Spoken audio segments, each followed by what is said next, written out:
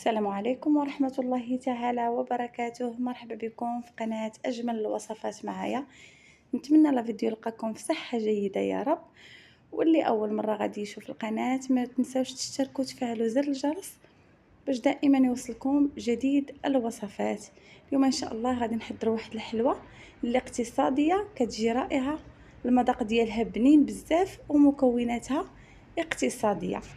بالنسبة للمكونات غادي نحتاجو 150 غرام ديال الزبدة، نصف كأس ديال الزيت، وكذلك نصف كأس ديال السكر، وغادي نديرو واحد القبيصة ديال الملح، غير شيشة ديال الملح باش نعدلو الذوق. غادي نخلطوا هاد المكونات ديالنا مزيان مزيان حتى كتنسجم الزبدة مع الزيت ومع السكر وكتطلق لينا، كيولي عندنا يعني من شكل كريمي.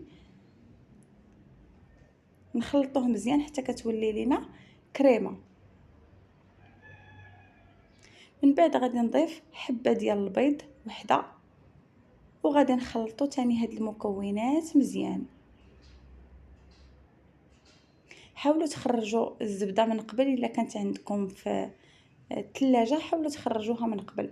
غادي نحك قشور ديال واحد الليمونه اولا برتقاله اللي متوفر عندكم. هنا كتجي بطعم الحامض، كتجي صراحه بنينه بزاف. وغادي نخلطوا هاد المكونات ديالنا مزيان.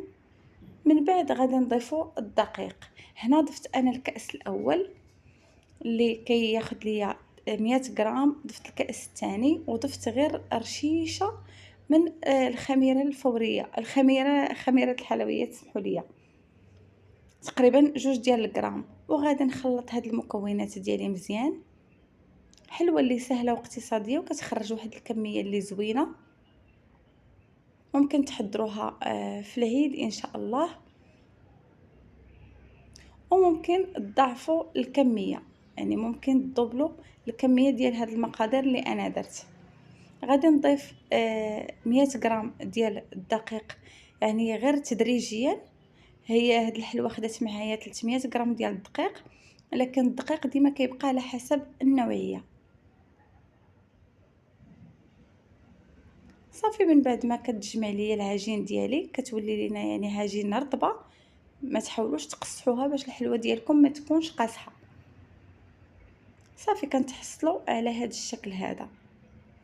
من بعد انا درت ورق الزبده فوق الطاوه، والفران حاليا راه تنخليه تيسخن، ودرت كرات يعني صغارين، ما تكبروهمش بزاف.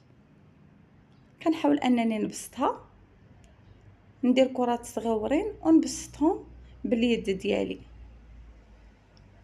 من بعد ما غادي يسخن ليا الفران مزيان غادي ندخلها وغادي نخليها على 150 درجه من الاسفل فقط حتى كتحمر لينا من الاسفل، وكنعاودو نشعلو عليها من الاعلى باش تاخذ هذاك اللون الذهبي.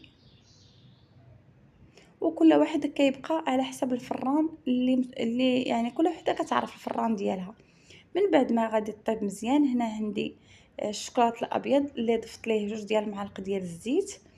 غادي ندير الحلوه غير فواحد الفرشات باش يتحيدوا لنا الزوائد ديال الشوكولاط، وكنحطها في الكوك اللي هو جوز الهند، يعني كنزينوها غير من الفوق. صراحه هاد الحلوه هذه اللي كتجي واعره بزاف صراحه عجباتني، ومكوناتها بسيطه. وهنا راه تقريبا غير هادشي ديال الشوكولاط يعني كفاني، ما وشاط ليا منه، ما خداتش معايا بزاف ديال الشوكولاط. صافي، وكنحاولوا نزينوا الوجه ديالها بجوز الهند. ممكن ديروا حتى شوكولا فيرميسيل الوان على حسب الذوق وعلى حسب المتوفر عندك. بغيتوا ديروهم الوان ولا في الاسود، الزين تيبقى على حسب الذوق.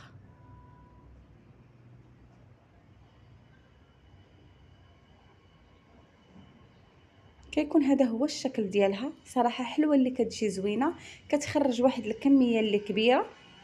هنا انا هاد الكميه هذه غير باش نصور معكم، لكن راه خرجت ليا كميه اكبر. كتجي هشيشه بزاف. نتمنى انكم تجربوها، غادي تعجبكم بواحد الطعم اللي رائع وإلى اللقاء في فيديو جديد ووصفة جديدة.